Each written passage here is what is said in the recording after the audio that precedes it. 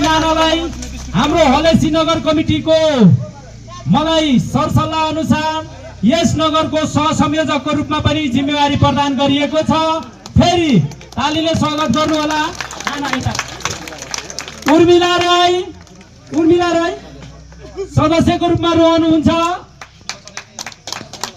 शान्ति राई नाना र इन्दिरा राई सबैजनालाई एकदम, कमिला राई सबैजनालाई एकदम हार्दिक स्वागत छ।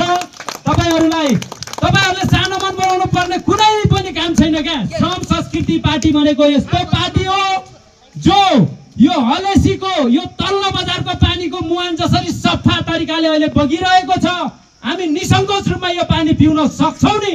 त्यस्तै गरी हो यो श्रम संस्कृति पार्टी भनेको एकदम साङ्लो पार्टी हो। यो कुनै चाहिँ बागमतीको ढल।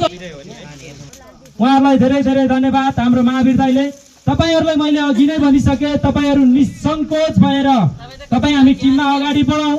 तपाईहरुलाई भोलि कसैले भन्न सक्ला, पुरानो दलको साथीहरुले भन्न सक्लान् तिमी त्यतापटि गएछौ, नगएको भए हुन्थ्यो। किनभने यहाँ धेरैलाई ठूलो पीर परेको छ।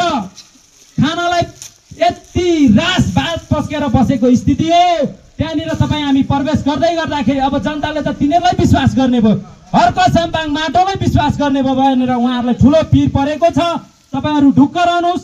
भोलिको दिनमा हाम्रो आदरणीय नानाहरुलाई हामीले जिल्ला कमिटीबाट गर्ने सहयोगको रूपमा र यो नगर कमिटीबाट गर्ने सहयोगको रूपमा तपाईहरुलाई हामी जहिले पनि साथ सहयोग र समर्थन गर्नेछौं।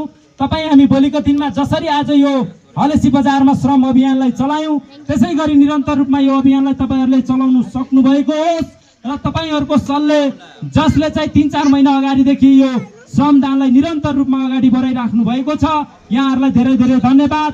र विभिन्न हाम्रो पालिकाबाट आउनुभएको श्रमदाता साथीभाइहरुलाई पनि धन्यवाद दिन चाहन्छु। तपाई हामी अब फागुन 21 गते हाम्रो निर्वाचन पनि होम अम्बुलेजी तपाई यता सम्पर्कमा आइदिनु होला। यो निर्वाचन पनि आउँदैछ।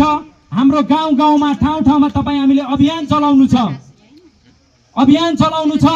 हर्क साम्पाङले नेतृत्व गर्नुभएको यो हाम्रो दलीय व्यवस्था हो। यो दलीय व्यवस्थामा पार्टी नखोली नहुने, यदि स्वतन्त्र लडेर हुने स्थिति थियो भने हामी स्वतन्त्रै हर्क साम्पाङ समर्थक भनेर टिम बनाएर निर्वाचनमा पनि जाने थियौं। यहाँ हर्क साम्पाङले पार्टी खोलेर गलत गर्यो भन्ने एउटा जमात छ। त्यो जमातलाई म के भन्न चाहन्छु भने तपाईहरु टेन्सन नलिनुस्। तपाईहरुले पनि श्रम गर्नलाई यसरी बाहिर आइदिनुस्। तपाईहरुले पनि जनताको काम गर्नलाई बाहिर आइदिनुस्। तपाईहरुलाई त्यतिकै पनि यहाँको जनताले विश्वास गर्नुहुनेछ। र हाम्रो यो फागुन 21 गतेको जो निर्वाचन आउँदैछ, सबैले गाउँ गाउँमा मैले लगभग आजसम्म हाम्रो 2वटा नगरपालिका छोडेर 8वटा पालिकामा गएर त्यहाँको जनताहरुसँग, त्यहाँको हाम्रो समर्थकसँग साक्षात प्रत्यक्ष रूपमा छलफल गरेको छु। हुनुपर्ने स्थिति छैन।